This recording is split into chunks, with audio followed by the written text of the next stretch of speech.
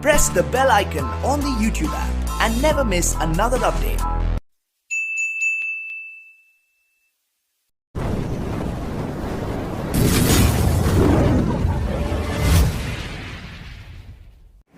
Refraction through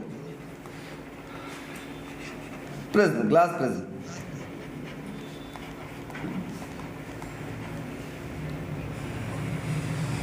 ठीक है, मैं एक पेज में डायग्राम बनाता हूँ क्योंकि डायग्राम जितना बड़ा रहेगा उतना आपको मज़ा आएगा देखने में और लगाने में भी। तो ये हो गई भाई आपके पास एक ट्रायंगुलर प्रिज्म।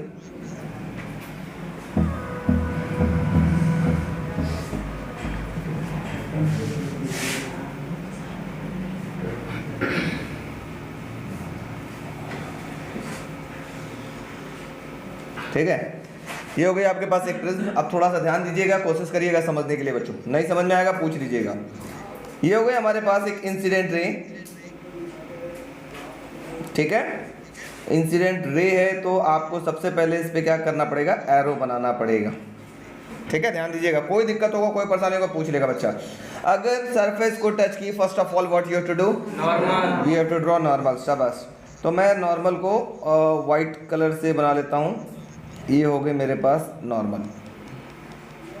नॉर्मल मीन्स इस सरफेस के नॉर्मल, ये जो सरफेस है इसके नॉर्मल। ठीक है, तो ये हो गया नॉर्मल, ये हो गया इंसिडेंट रे। इनके बीच का एंगल ये क्या कहलाएगा, एंगल ऑफ इंसिडेंस, आई। किसी बच्चे को दिक्कत तो बोल देगा, नो दिक्कत सर। फिर ये रे रेयर मीडियम से डेंसर मीडियम की तरफ जा रही है तो ये क्या होगा, नॉर्मल की तरफ, टुवर्ड्स द नॉर्मल जाएगा। ठीक है सर, ये गई नॉर्मल की तरफ। ठीक है, तो again what you have to do, पहले रे डायग्राम बना लो। ठीक है, ऐसे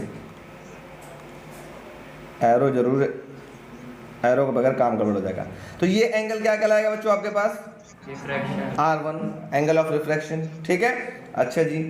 फिर जैसे ये सरफेस टच की, again what you have to do, you have to draw normal. ऐसे आपने एक नॉर्मल ड्रॉ किया। ठीक है बच्चों, नॉर्मल ड्रॉ किया, नॉर्मल जहां मिला। ठीक है, तो ये एंगल क्या कहलाएगा, ये रिफ्लेक्टेड रे है, ये नॉर्मल है, तो ये एंगल क्या कहलाएगा, एंगल ऑफ रिफ्रैक्शन R2।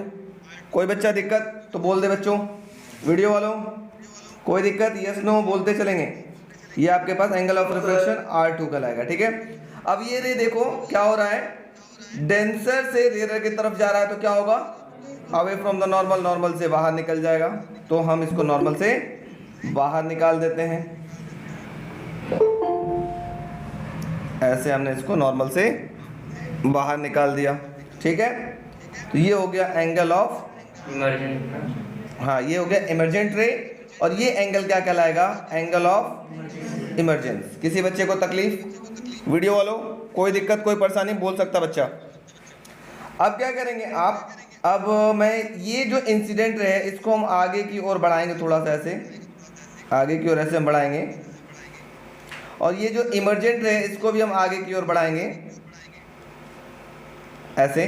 तो ये जो एंगल मिलेगा, ये एंगल कहलाएगा एंगल ऑफ डेविएशन, जिसको हम डेल्टा से रिप्रेजेंट करेंगे। किसी बच्चे को कोई तकलीफ, यस नो, वीडियो वालों नेमिंग कर लेते हैं। और ये जो एंगल दिखता है ना बच्चों, ये एंगल को हम बोलते हैं angle of prism, angle A. चूंकि इक्विलैटरल ट्रायंगल है तो सभी का एंगल क्या होगा, इक्वल होगा, कितना होगा, 60 डिग्री। तो सभी एंगल ऑफ प्रिज्म कहलाता है। तो आप इसको भी बोल लो, इसको बोल लो, इसको बोल लो, आपकी मर्जी। ठीक है, तो इसको हम बोल देंगे एंगल ऑफ प्रिज्म। नेमिंग कर लेते हैं कुछ। नेमिंग करने के लिए मैं कलर अलग यूज कर लेता हूँ। इसको नाम ले लेता हूँ ए, सॉरी ए तो ऑलरेडी पड़ा हुआ है। इसको हम नाम ले लेते हैं पी, इसको बोल लेते हैं क्यू आर एस। कोई तकलीफ, यस नो बच्चों, वीडियो वालों फटाफट बोल दे कोई बच्चा, कोई दिक्कत परेशानी तो बोल सकता है। रे डायग्राम में नो दिक्कत नो परेशानी। अब मैं थोड़ा दिक्कत देने वाला हूँ, समझने का प्रयास करिएगा। मैं थोड़ा सा दिक्कत देने वाला हूँ, ये देखिएगा। सपोज करो बच्चों ये एंगल आपके पास आई है, देखो ये वाला एंगल आई दिख रहा ना, और इसका आधा एंगल R1 है। तो ये बचा हुआ एंगल क्या कहलाएगा, I माइनस R1 कहलाएगा ना, क्योंकि इन दोनों को जोड़ोगे तो I के बराबर आ जाएगा। जोड़ो इन दोनों को, तो R1 से R1 कैंसिल, सिर्फ क्या बचेगा आई, क्योंकि वर्टिकली अपोजिट ये दोनों एंगल आपस में क्या होंगे, बराबर होंगे ना। तो बताओ ये वाला एंगल क्या कहला जाएगा, जल्दी बोलो, I माइनस R1 कहलाएगा। उसी प्रकार से ये एंगल अगर E है और इधर एंगल R2 है तो ये बचा हुआ एंगल क्या कहलाएगा, E माइनस R2। तो ये एंगल आपके पास क्या कहलाएगा, E माइनस R2। ठीक है, इसको हम अभी बड़ा कर देंगे, घबराइएगा नहीं, इसको जूम करके हम और बड़ा कर देंगे। थोड़ा बाहर लिख दे क्या इस एंगल को, ये भी अच्छा रहेगा, बाहर लिख देंगे तो ये एंगल जो हो गया आपके पास, ये हो गया E माइनस R2, और ये जो एंगल हो गया इसको हम बाहर लिख लेते हैं, ये हो जाएगा मेरे पास I माइनस R1। कोई दिक्कत, यस नो, वीडियो वालों बोलो बच्चों, ठीक है, ओके। अब मैं चलता हूँ इसकी कहानी के पीछे, थोड़ा बच्चा ध्यान देना, कोई बात करोगे समझ में नहीं आएगा, थोड़ा सा सावधानी हटी और बहुत भयंकर दुर्घटना घटी। ठीक है, तो मैं एक ट्रायंगल ले लेता हूँ, इन ट्रायंगल PQS दिख रहा है क्या आपको पास, PQS, ठीक है, यहीं पे लिखता हूँ, इन ट्रायंगल PQS। कुछ इस प्रकार से ट्रायंगल आपको दिख रहा है, बाहर वाला एंगल आपके पास डेल्टा दिखाई दे रहा है, देखो ये Q है आपके पास, ये P है, ये S है, ये एंगल आपके पास है I माइनस R1, और ये एंगल आपके पास है E माइनस R2। तो ये एक्सटीरियर एंगल क्या होता है आप लोग को पता है क्या, exterior angle is equal to sum of two opposite interior angle. तो बताओ डेल्टा इज इक्वल टू क्या होगा, जल्दी से बताओ, ये angle that is QPS plus angle QSP, लिख सकते हैं क्या, वेरी गुड। तो जल्दी से बताओ delta equal to angle QPS क्या होगा, QPS क्या होगा, I minus R1 plus angle QSP क्या होगा, QSP क्या होगा, E माइनस R2। ठीक है, वीडियो वालों बोलो कोई तकलीफ, yes no, no sir, no sir. तो हम क्या करते हैं, I को I के साथ रख लेते हैं, I को E के साथ, और R1 R2 एक साथ रख लेते हैं, तो ये होगा I plus E minus R1 minus R2, लिख सकते हैं। इन दोनों में से माइनस कॉमन ले लेते हैं, तो डेल्टा इक्वल टू मिलेगा I प्लस E, और इसमें से माइनस कॉमन ले लेंगे तो ब्रैकेट में आपके पास दिखाई देगा R1 plus R2, equation number 1। अगर बोर्ड में आपसे पूछे कि बताओ बच्चों angle of incidence, angle of emergence, angle of refraction और एंगल ऑफ डेविएशन में क्या रिलेशन है, तो ये रिलेशन है। ठीक है, इक्वेशन नंबर 1 रिलेशन है। हर इक्वेशन एक क्वेश्चन बन जाएगा आपके पास बोर्ड एग्जाम के लिए, हर इक्वेशन जो लिखेंगे वो एक क्वेश्चन रहेगा कि भैया एक ऐसा इक्वेशन बताइए जिसके अंदर एंगल ऑफ इंसिडेंस हो, एंगल ऑफ इमरजेंस हो, एंगल ऑफ रिफ्रैक्शन हो और एंगल ऑफ डेविएशन हो।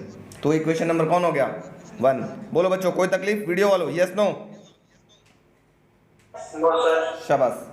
अब दिक्कत वाली बात करते हैं, थोड़ा सा दिक्कत वाली बात, इन ट्रायंगल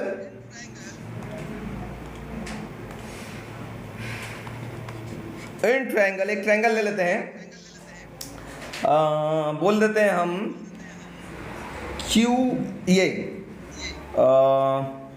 PRS, ठीक है, in triangle PRS।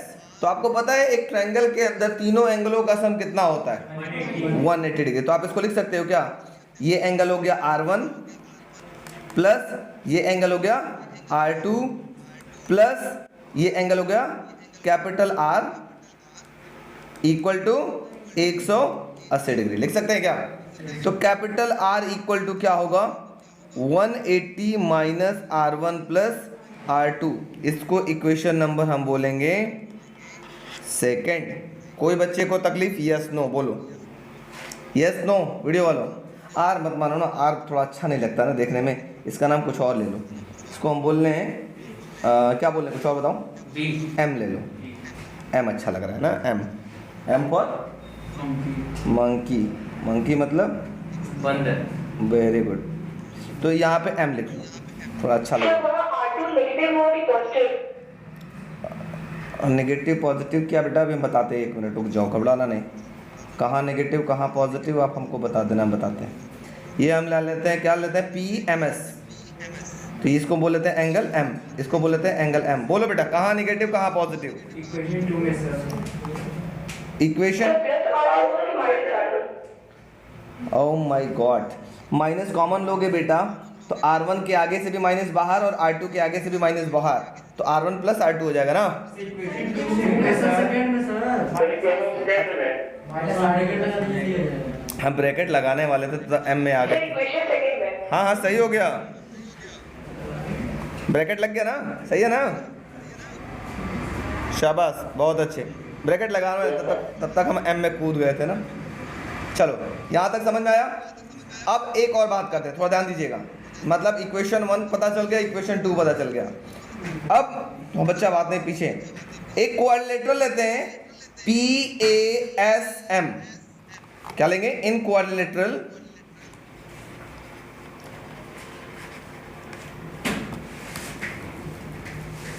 Colour change in quadrilateral का नाम क्या ले लेते हैं, PASM।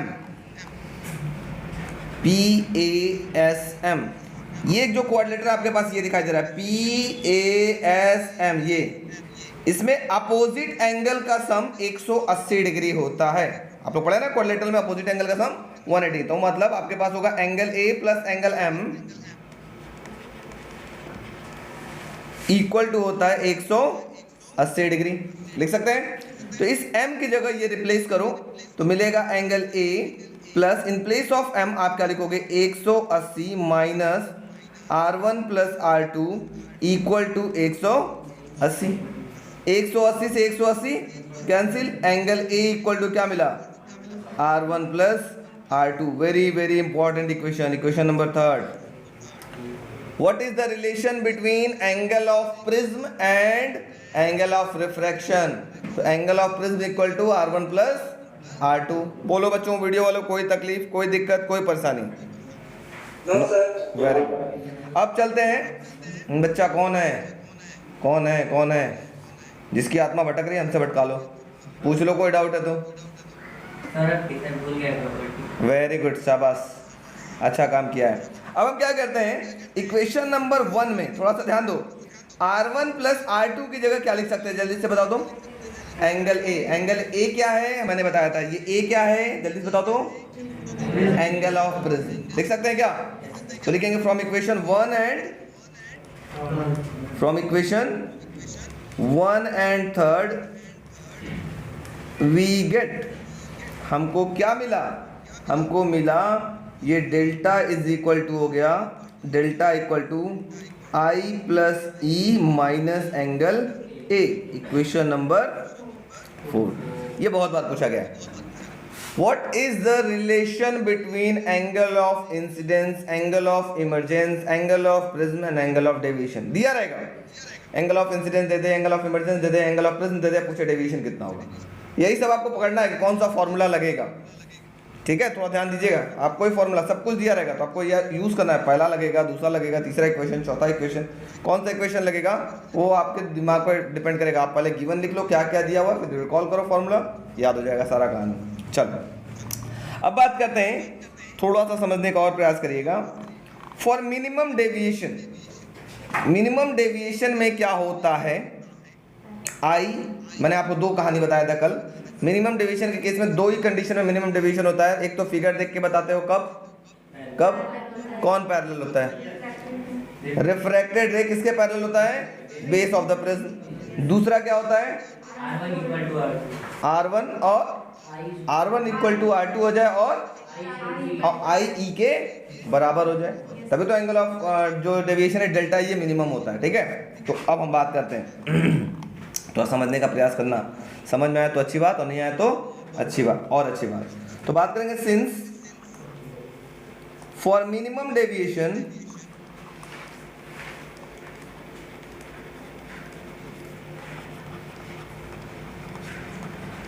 For minimum deviation I1 equal to E and R1 equal to R2 which is equal to, हम इसको क्या मान ले, R। कोई बच्चे को दिक्कत? यस नो बोल दे, नो दिक्कत, तो ठीक है। अब हम लोग जानते हैं, सिंस वी नो दैट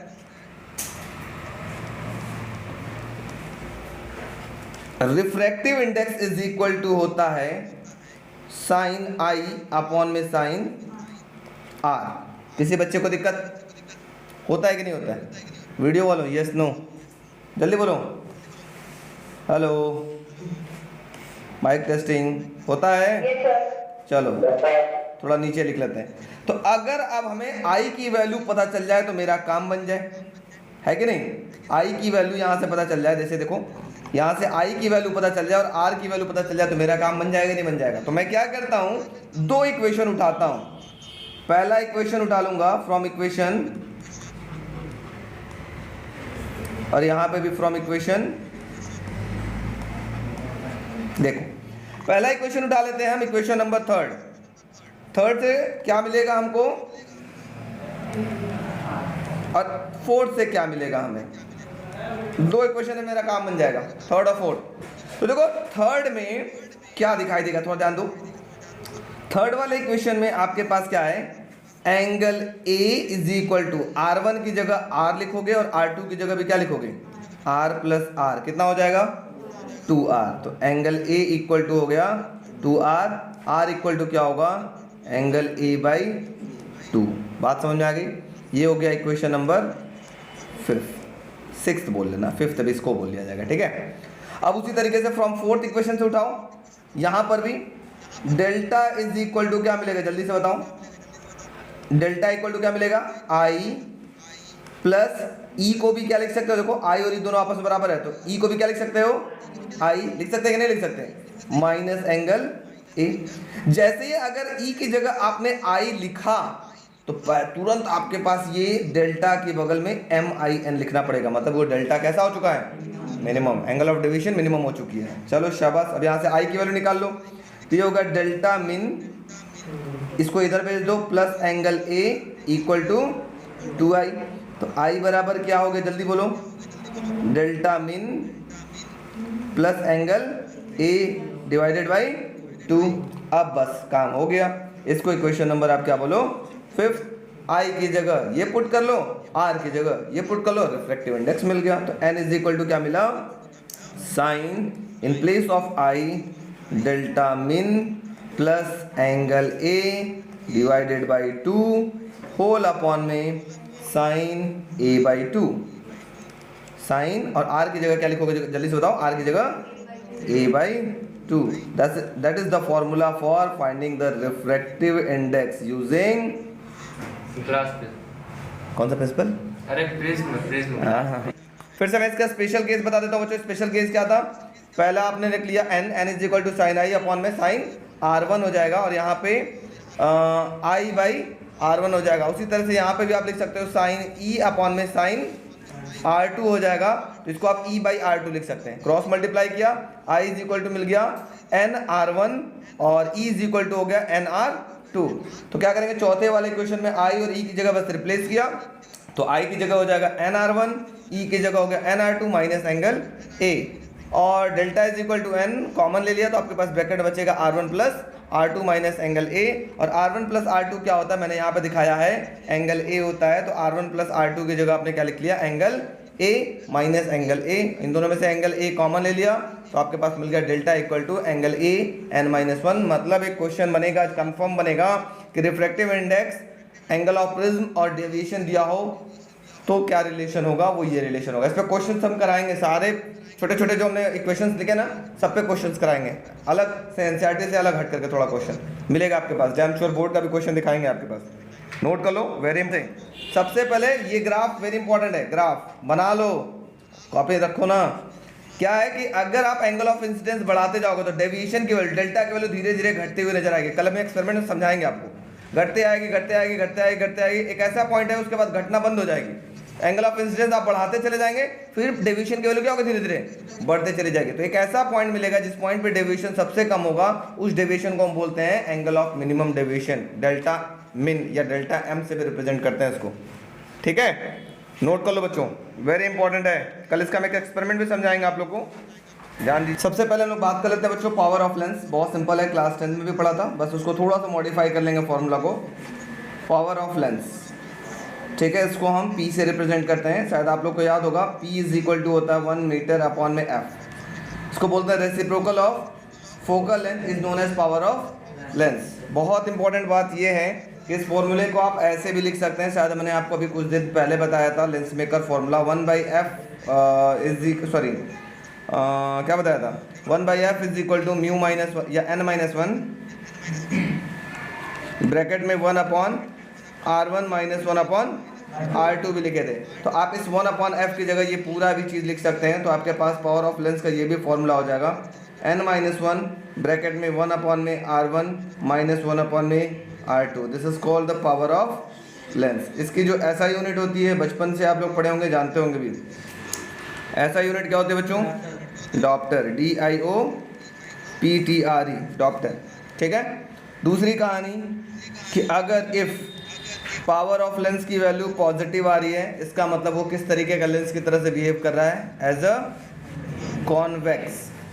ठीक है, और अगर power of lens if power negative आ गया तो किस तरह से बिहेव कर रहा है, वो कॉनकेव लेंस की तरह से बिहेव कर रहा है।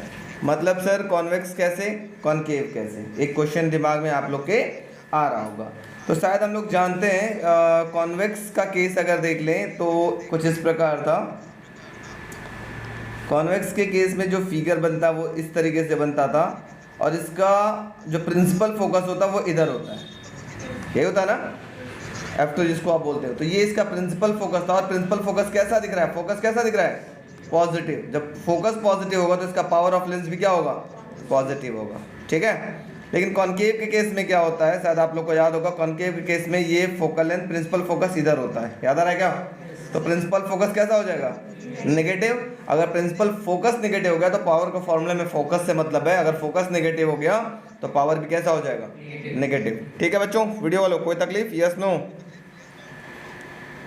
थोड़ा सा लैग कर रहा होगा तो बता दीजिएगा, अब नहीं कर रहा होगा। ठीक है, क्लियर हो गया। तो हेडिंग लिख लो पावर ऑफ लेंस, आगे बढ़ते हैं फटाफट। हेडिंग लिख लीजिए आप लोग, power of lens. Sir formula लिख लें सर। अभी नहीं लिखो ना, बोलते हैं जो पहले वो लिखो। पावर ऑफ लेंस,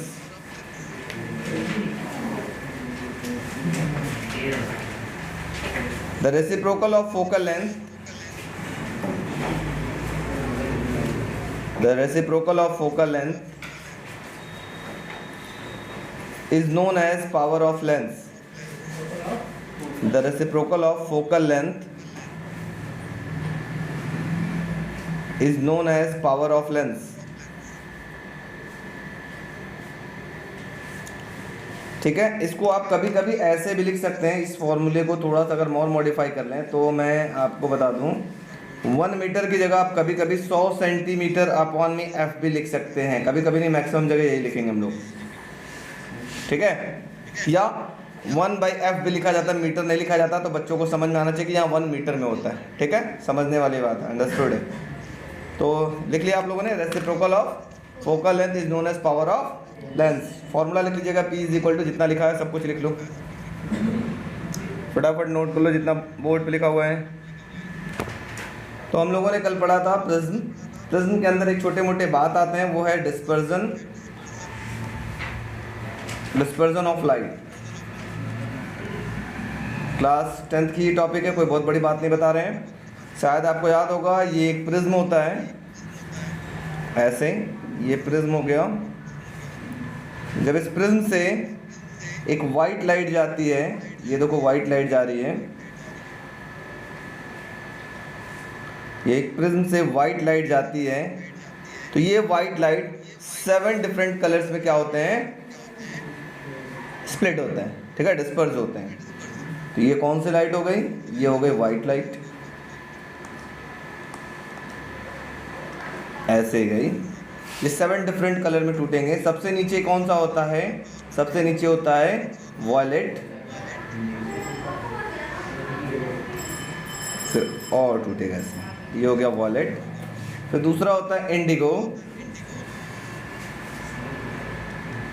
शायद आप लोगों को दिख नहीं रहा होगा, दिख रहा है क्या? वेरी गुड, दिख रहा है तो बहुत अच्छी बात। लाइट बंद करिए सर। कोई बात नहीं ना, देखो ना, VIB। तीसरा हो गया आपके पास ब्लू, ब्लू।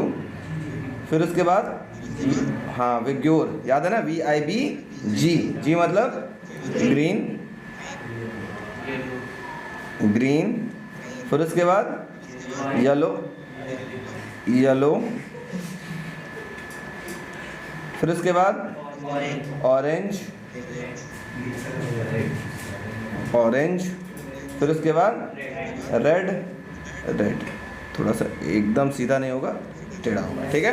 विबग्योर एकदम, देखो पहली बार ऐसा होगा आप विबग्योर पढ़े होंगे, VIBGYOR, एकदम कलर के हिसाब से, ठीक है। हर फेस पे जाकर डिस्पर्स होता है लाइट, यहाँ आया फिर नीचे आ जाएगा, यहाँ पे आया टकराया फिर नीचे होगा, यहाँ पे टकराया फिर नीचे हो रहा है ना, फेस पे डिस्पर्स होता है, ठीक है। इस फिनोमिना को हम क्या बोलते हैं? Dispersion of light. और यहाँ जो 7 कलर आपके पास एक स्क्रीन पे दिखाई दे रहा है ना, ये 7 colour, a band of 7 colour is known as spectrum. इसको हम क्या बोलते हैं? स्पेक्ट्रम बोलते हैं, SPECTRUM। अगर रेड में दिख रहा हो तो ठीक, नहीं तो येलो में तो जरूर दिख रहा होगा, ठीक है। A band of 7 colour is known as spectrum. अब क्वेश्चन अराइज होता है, ये 7 कलर में क्यों डिवाइड होता है, ठीक है। तो क्वेश्चन ये अराइज होता है, सब चीज़ लिखवा देंगे, घबराइएगा नहीं। तो आपका आंसर होगा 7 कलर में डिवाइड इस वजह से होता है क्योंकि white light consist of 7 colours and all the colours have different wavelength. सभी कलर का वेवलेंथ अलग अलग होता है, दैट इज वाई ये 7 डिफरेंट कलर्स में डिवाइड होते हैं। बात समझ में आ गई? अच्छा चलो, तो पहले लिख लो डिस्पर्जन ऑफ लाइट, फटाफट लिखते चलो और समझते चलते हैं। डिस्पर्जन ऑफ लाइट,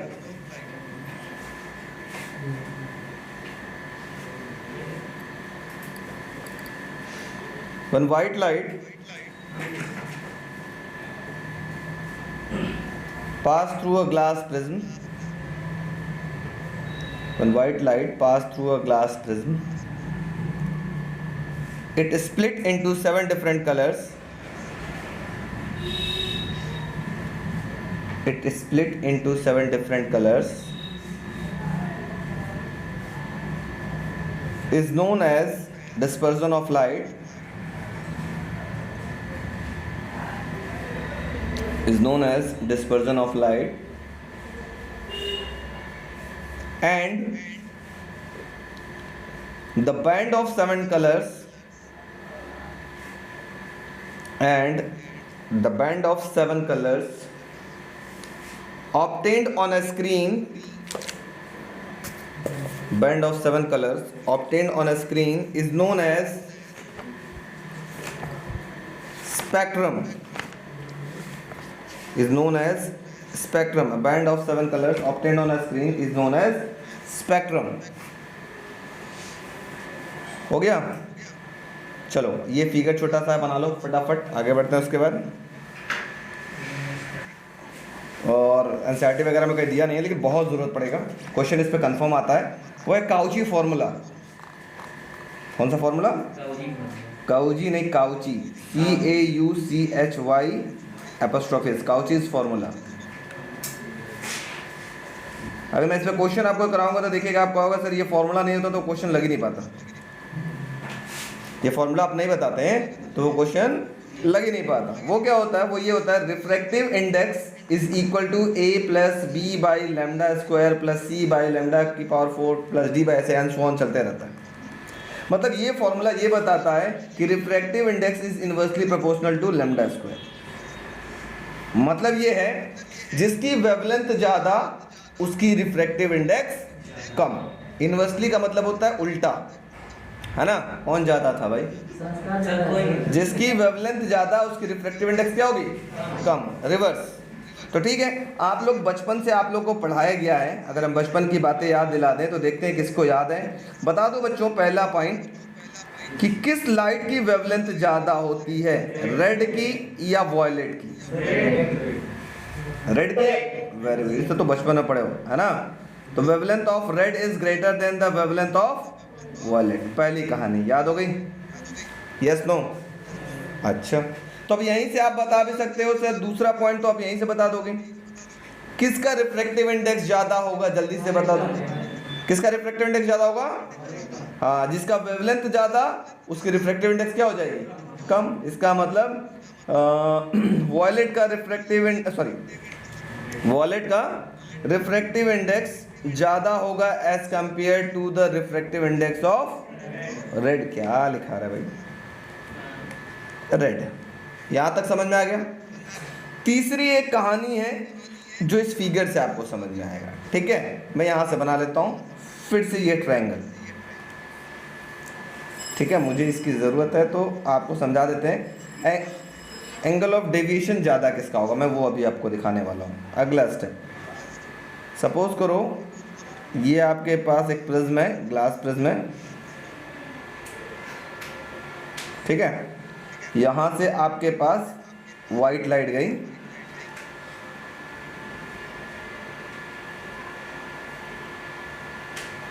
ऐसे ये वाइट लाइट गई। ये इसकी एक्सट्रीम कलर क्या बोला जाता है? एक्सट्रीम कलर समझते हो बच्चों?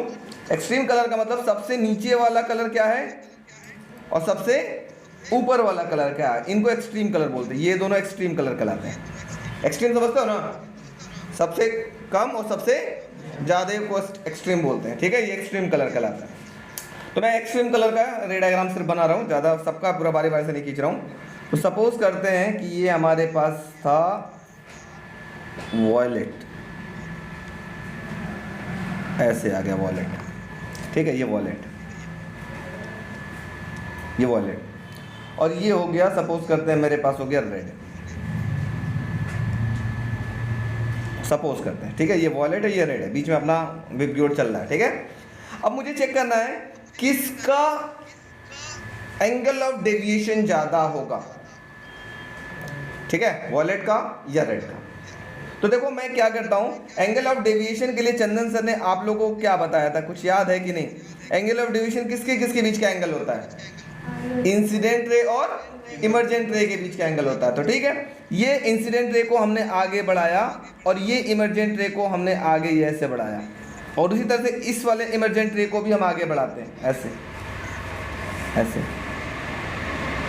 तो कौन सा एंगल बड़ा दिखाई दे रहा है, ये ब्लू वाला या ये ऑरेंज वाला? कौन सा बड़ा दिखाई दे रहा है? ब्लू वाला, है ना? इसका मतलब डेविएशन किसका ज़्यादा होगा? वॉयलेट का डेविएशन ज़्यादा होगा as compare to the deviation of red colour. ऐसे पता चल गया कि किसका डेविएशन ज़्यादा होता है। बात समझ आ गई? एंगल ऑफ डेविएशन किसका ज़्यादा होगा? वॉयलेट कलर का ज़्यादा होगा as compare to red colour. ये आता है आपके पास, कहानी याद रखिएगा, डेविएशन किसका ज़्यादा है, क्यों ज़्यादा है, तो ये कहानी आपको समझ में आ गया। क्लियर? नोट कर लो काउची फॉर्मूला के नोट करने के बाद। वर्डिंग ऑन नहीं हुई थी। तो एंगुलर डिस्पर्जन कैसे निकाला गया एक बार फिर से समझा देते हैं, रिकॉर्डिंग में भी आ जाएगा। सबसे पहला बड़ा वाला जो डेविएशन है वॉयलेट का और जो छोटा वाला डेविएशन है रेड का, इन दोनों को आपस में माइनस कर दो तो ये जो थीटा एंगल बनेगा, यही एंगल जो बचेगा, इस एंगल को हम क्या बोलते हैं? Angular dispersion. तो नोट कर लो, it is the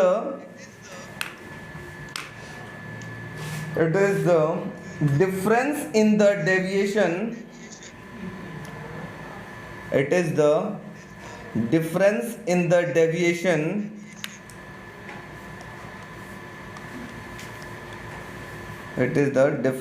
deviation suffered S-U-F-F-E-R-E-D suffered by the two extreme colors,